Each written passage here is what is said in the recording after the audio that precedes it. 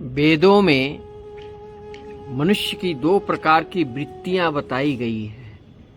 एक प्रवृत्ति मार्ग है, इंद्रिय भोग कहलाती है, और दूसरी निवृत्ति मार्ग अर्थात वैराग्य का मार्ग कहलाती है। भोग का मार्ग निकृष्ट है और परम कारण के लिए त्याग करने के मार्ग बेहतर है।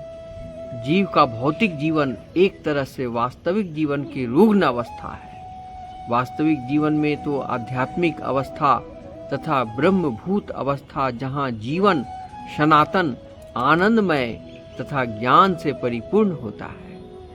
भौतिक जीवन नाश्वर मोहमय तथा दुखों से भरा होता है। नैमिषारण्य के श्री सूत जी गोस्वामी नैमिषारण्य के ऋषियों के प्रथम प्रश्न का उत्तर देते हैं।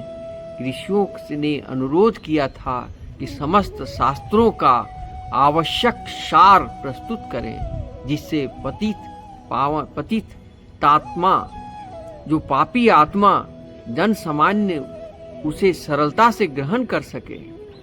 इसी प्रकार ये वृत्तियां संसार में मनुष्य की दो वृत्तियां हैं। एक इंद्रिय तृप्ति, इंद्रिय भोग कहलाती है, और दूसरा वैराग्य।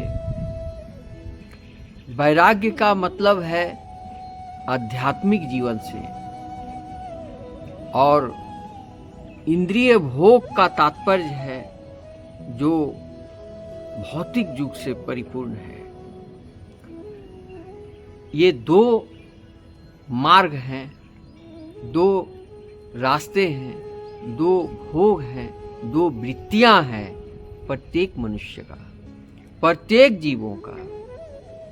जो भौतिकवादी होते हैं वो इंद्रियों को तृप्त करने में पूरी सी पूरी जिंदगी समाप्त कर देते हैं, मगर ये इंद्रियों की तृप्ति कभी हो नहीं सकती। जिस प्रकार आंखें सुंदर चीजों को देखना चाहती है, ये नाक सुंदर सुगंधित चाहती है, ये मुंह सुंदर भोजन चाहती है, ये कान सुंदर सुंदर वानियाँ संगीत मधुर संगीत सुनना चाहती है, स्किन मखमल जैसा बिस्तर चाहती है। इस प्रकार इंद्रियों की इच्छाओं की तृप्त करने में इंसान सारी जिंदगी बिता देता है, मगर ये इंद्रियां समाप्त नहीं होती। ये भूख इतनी भयंकर है जिसकी तृप्ति कभी होती नहीं है। इच्छाएं अनंत है, जरूरत सीमित है। एक इंसान के लिए जरूरत क्या है ये जानना परम आवश्यक है। जितनी जरूरत है, जैसे भोजन, जल, आवास, घर, शिक्षा दीक्षा और चिकित्सा संबंधी कुछ बचत, बैंक में कुछ बचत हो, इतना ही जरूरत हो। लेकिन अनायास आडंबर में लोग फंसते चले जा रहे हैं, दिखावा करते चले जा रहे हैं। दिखावा में लोग कर्ज में भी डूब जाते हैं, फिनेंशियल क्राइसिस में चले जाते हैं। पुश्तैनी मकान को बेच करके, पुश्तैनी प्रॉपर्टी को बेच करके भी अपनी हवस पूरा करने में लगे हुए हैं। इस तरह तामसिक लोगों से मेरा अनुरोध है कि आप इस मोह भ्रम में न रहें। आप एक सात्विक जिंदगी जीने का वास्तविक जीवन तो आध्यात्मिक अवस्था या ब्रह्मभूत अवस्था है, जहाँ जीवन सनातन आनंदमय तथा ज्ञान से परिपूर्ण होता है। भौतिक नहीं है। इसमें लोग केवल कष्टों से छुटकारा पाने का व्यर्थ प्रयास करते रहते हैं, और कष्टों को अस्थायी तौर पर छुटकारा पाने को सुख कहा जाता है। अतः प्रगतिशील भौतिक भोग का मार्ग नाशवान है, कष्टमय है, मोहमय होने के कारण निकृष्ट है। लेकिन भगवान की भक्तिमय सेवा श्रेष्ठ धर्म कहलाती है, क्योंकि यह मनुष्य की सनातन आनंदमय तथा ज्ञानमय जीवन की ओर ले जाती है। जब इसमें कभी कभी निकृष्ट गुण मिल जाते हैं तब वह दूषित हो जाती है। उदाहरणार्थ, भौतिक लाभ के लिए की गई भक्ति निवृत्ति प्रगतिशील मार्ग में निश्चय ही बाधक है।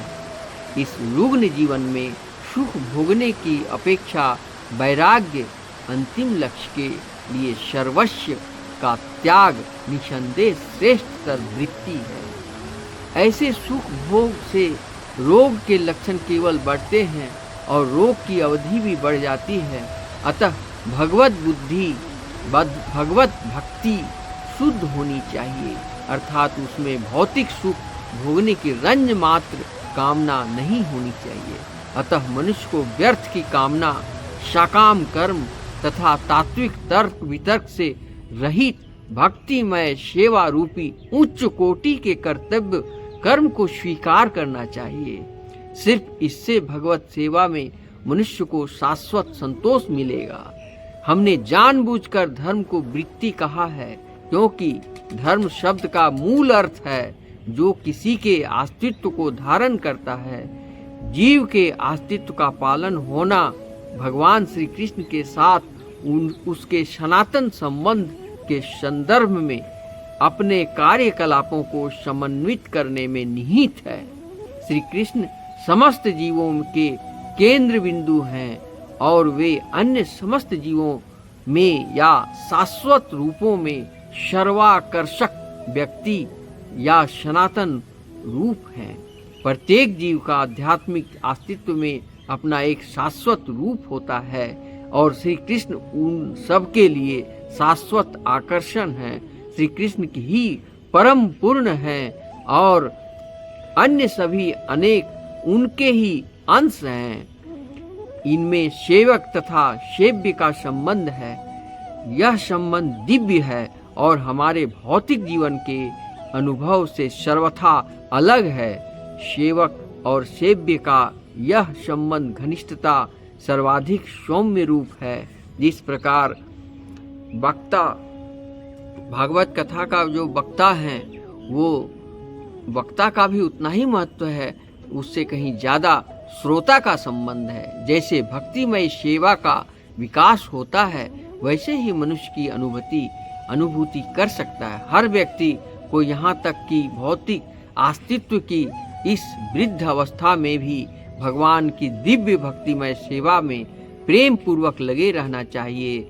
इसमें मनुष्य को क्रमशः वास्तविक जीवन का संकेत और पूर्ण तुष्टि का सुख मिल सकेगा। हम सभी पूर्ण आत्म तुष्टि या आत्म सुख प्रसाद के लिए ललायित रहते हैं, किंतु सर्वप्रथम हमें यह जानना होगा कि असली आत्म है क्या। आत्म शब्द शरीर मन आत्मा की ओर निर्देश करने वाला वस्तुतः हम दो प्रकार के वस्त्रों को आच्छादित चेतन आत्मा है।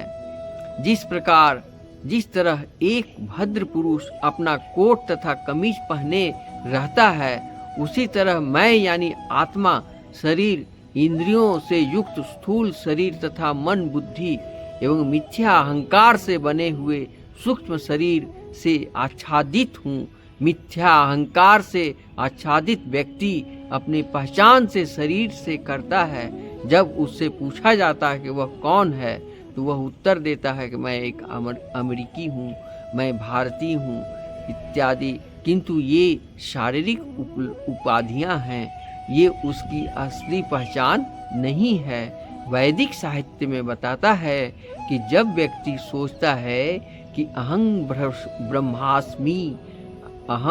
ब्रह्मास्मि अर्थात मैं ब्रह्म या आत्मा हूँ, तब वह अपनी असली पहचान को समझने लगता है।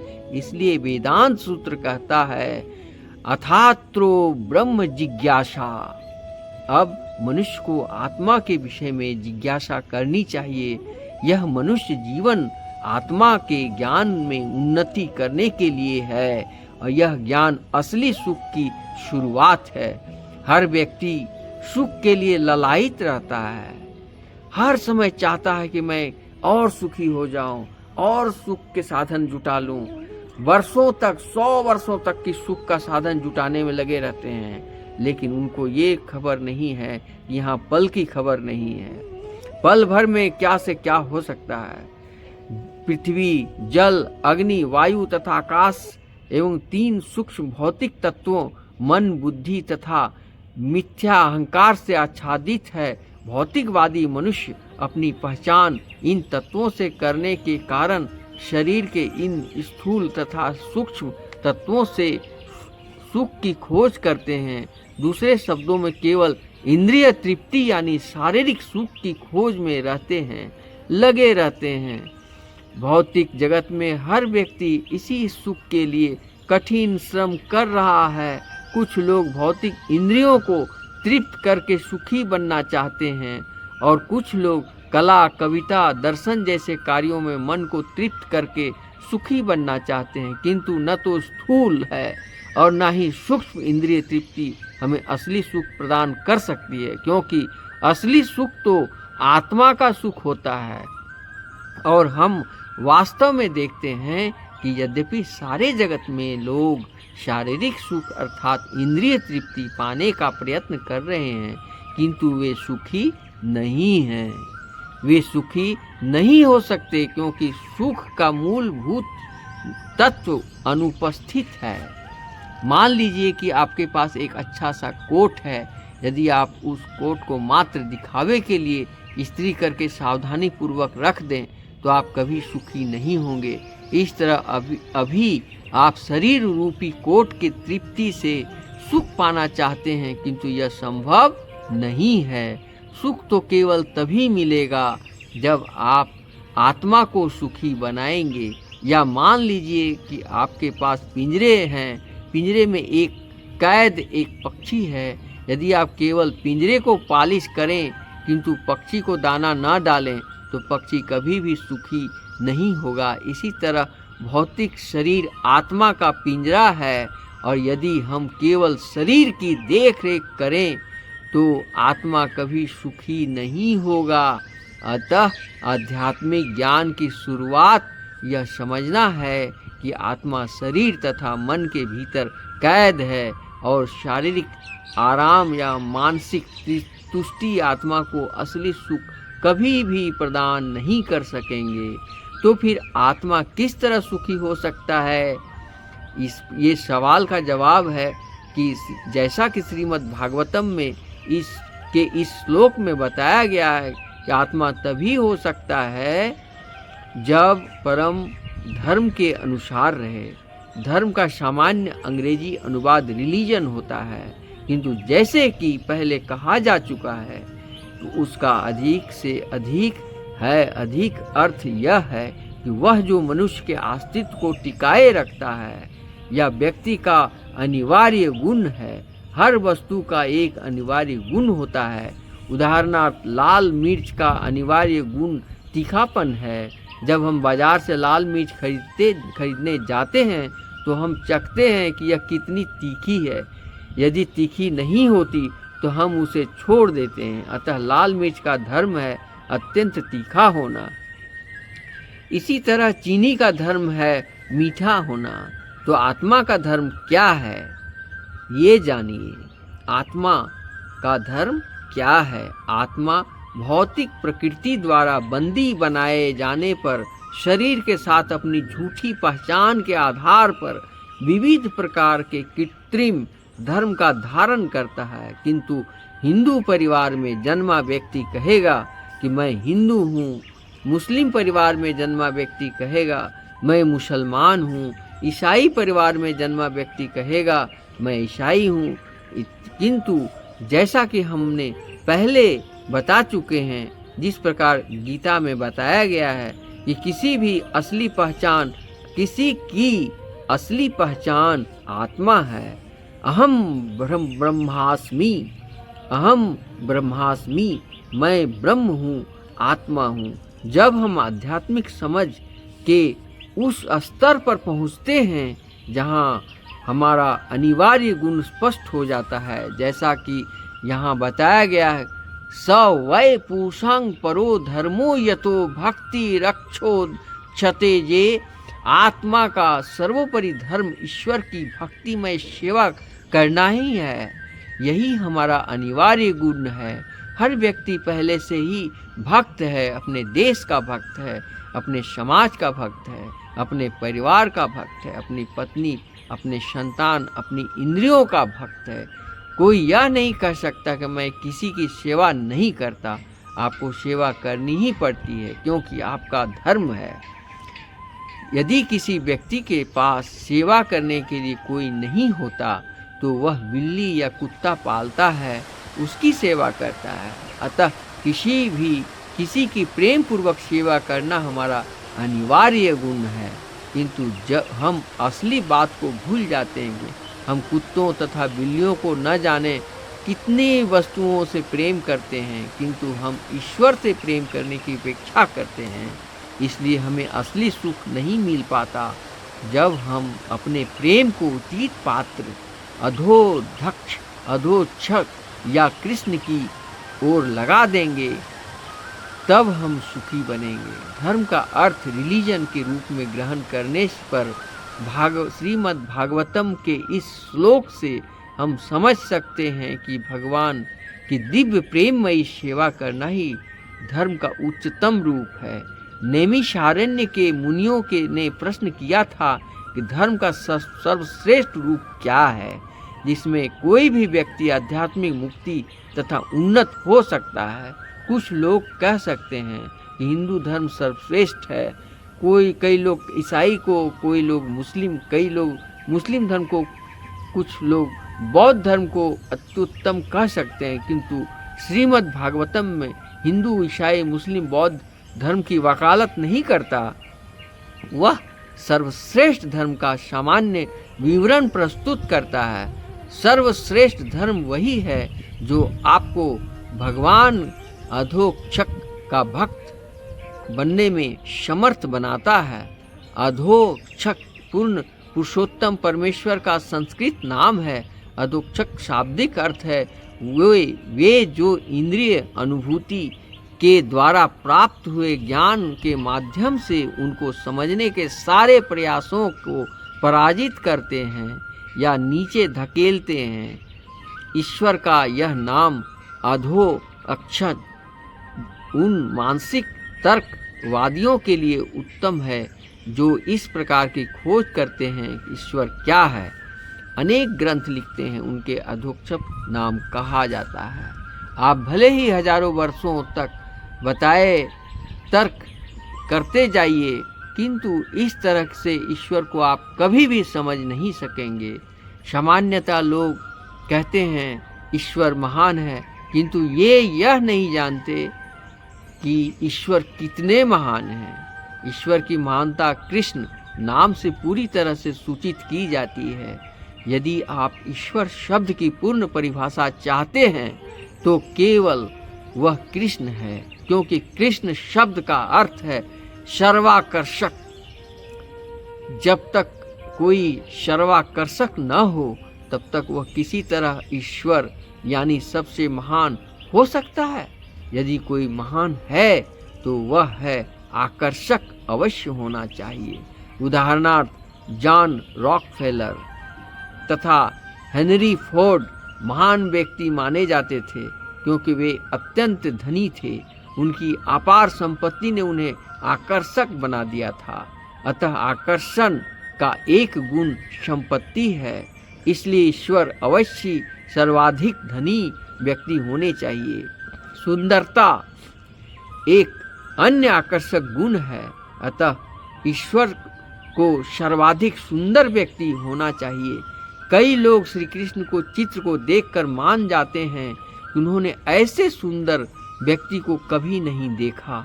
यद्यपि श्री कृष्ण कुछ श्यामल वर्ण के हैं, इसी तरह श्री कृष्ण के पास बल, ज्ञान, यश तथा वैराग्य के आकर्षक ऐश्वर्य भी पूर्ण रूप से हैं।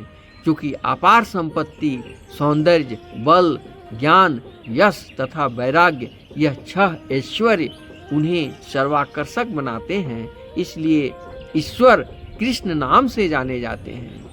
इन दिव्य ऐश्वर्यों से वे सबसे धनी सबसे सुंदर, सबसे बली, सबसे बुद्धिमान, सबसे प्रसिद्ध और सबसे वैरागी व्यक्ति को आकृष्ट कर सकते हैं। इंद्रिय अनुभूति पर आधारित मानसिक चिंतन द्वारा ऐसे अपार आकर्षक गुणों को समझ सकना हमारे लिए असंभव है। इसलिए श्री कृष्ण अधो अक्षर भी कहलाते हैं। जो नाम श्रीमद् भागवतम के इस श्लोक में प्रयुक्त हुआ है, यहाँ तो श्रीमद् भागवतम ग्रंथ सर्वोत्तम धर्म की सरल परिभाषा प्रस्तुत करता है। वह धर्म सर्वश्रेष्ठ है जिससे आप ईश्वर के प्रति भक्ति तथा प्रेम विकसित कर सकते हैं। कितनी उत्तम है यह परिभाषा। आप चाहें ईसाई, हिंदू, बौद्ध, इस्लाम, किसी भी धर्म को पालन करें, इससे कोई फर्क नहीं पड़ता। किंतु आपकी सफलता की परीक्षा यह है कि आपने कितना भगवत प्रेम विकसित कर लिया है।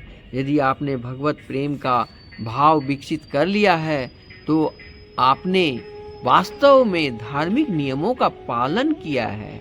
धर्म का अर्थ यह नहीं है कि आप मंदिर, मस्जिद, गिरजाघर जाएं और औपचारिकता बस कुछ विधि का पालन करें, कुछ दान दें, फिर घर वापस आकर सभी प्रकार के कुकृत्य करने लगें। यह धर्म नहीं है। मान लीजिए कि कोई व्यक्ति महान कहलाता है तो उसकी महानता का प्रमाण क्या है? उसके पास प्रचुर संपत्ति, ज्ञान, प्रभाव, सौंदर्य इत्यादि होना चाहिए। इसी तरह इसका क्या प्रमाण है कि कोई व्यक्ति धार्मिक है? इसका प्रमाण यह है कि उसके ईश्वर प्रेम विकसित कर लिया है, तभी वो धार्मिक है। इस प्रकार दोस्तों, सिर्फ धार्मिक हृदय से होना चाहिए। अगर हृदय में धर्म के स्थान अधर्म है, पुण्य के स्थान पाप है और सत्य के स्थान असत्य है, तो वो कभी भी पूर्ण भक्तिमय व्यक्ति नहीं माना जाएगा। आज के युग में लोग दिखावा बहुत करते हैं, दिखते हैं बड़े बड़े भगवा वस्त्र पहनकर, दिन रात मंदिर में जाप चांटिंग करते हैं, हरे कृष्ण कृष्ण कृष्ण हरे हरे, हरे राम राम राम हरे हरे। तो इस प्रकार का चांटिंग करने वाले के हृदय में अगर भगवान नहीं है तो जगत में कहीं नहीं मिलेंगे। आप कितनों तीर्थ कर लें, कितनों गंगा स्नान कर लें, कितनों चांटिंग 16 माला जाप कर लें, मगर हृदय में परिवर्तन अगर नहीं करेंगे तो आप पूर्ण रूप से भक्तिमय आकर्षित नहीं हो सकते हैं। श्री कृष्ण की जब आपके हृदय में श्री राम बस जाएंगे और तो सारे भ्रम टूट जाएंगे और भक्ति मार्ग में आप आने लगेंगे। और इस प्रकार आपके भक्ति मार्ग में आने से सबसे पहला ईर्ष्या, क्रोध, घृणा, अहंकार का नाश होना प्रारंभ हो जाएगा। इस प्रकार दोस्तों, इस प्रकार मेरे भाइयों, सनातनियों, हमें सनातन धर्म का डंका पूरे भारत में नहीं पूरे विश्व में बजना है और इसका शुरुआत हो चुकी है। हम उस देश का निवासी हैं जिस देश में गंगा बहती है और गंगा की तरह पवित्र हृदय रखने वाले जो महान व्यक्ति हैं वो दिखाई देते हैं। मैंने बहुत से धर्मात्माओं को देखा जो धन के पीछे नहीं भागते हैं, जो आकर्षित लोगों को नहीं देखते हैं। लोग चेहरे से सुंदर नहीं हो, मन से सुंदर होना चाहिए, व्यवहार सुंदर होना चाहिए, वानियाँ सुंदर होना चाहिए। मगर अगर कोई ऊपर से रंग किया हुआ है, ब्यूटी पार्लर में जाकर के सजाया गया चेहरा है, वो कुछ ही समय में उसकी असली चेहरा सामने आ जाती है। आप देखे होंगे बहुत सारे लोगों को शाम का चेहरा कुछ और है, सुबह का चेहरा कुछ और है, लेकिन जो अध्यात्म जीवन में है वो 24 घंटा उसकी आंखों में, उनके चेहरे में एक चमक हमेशा हमेशा के लिए पाई जाती है। वो हमेशा प्रसन्न चित्त मुद्रा में दिखाई देते हैं और प्रसन्न चित्त मुद्रा में वो प्रसाद ग्रहण करते हैं और प्रसन्न चित्त मुद्रा में वो हर समय भगवान श्री कृष्ण का याद करते हैं। इतना ही कहकर आज की कथा यही समाप्त करता हूँ। दोस्तों, भाइयों, मेरे सनातनियों, सनातन बहनों सभी को हरे कृष्ण कृष्ण कृष्ण हरे हरे, हरे राम राम राम हरे हरे।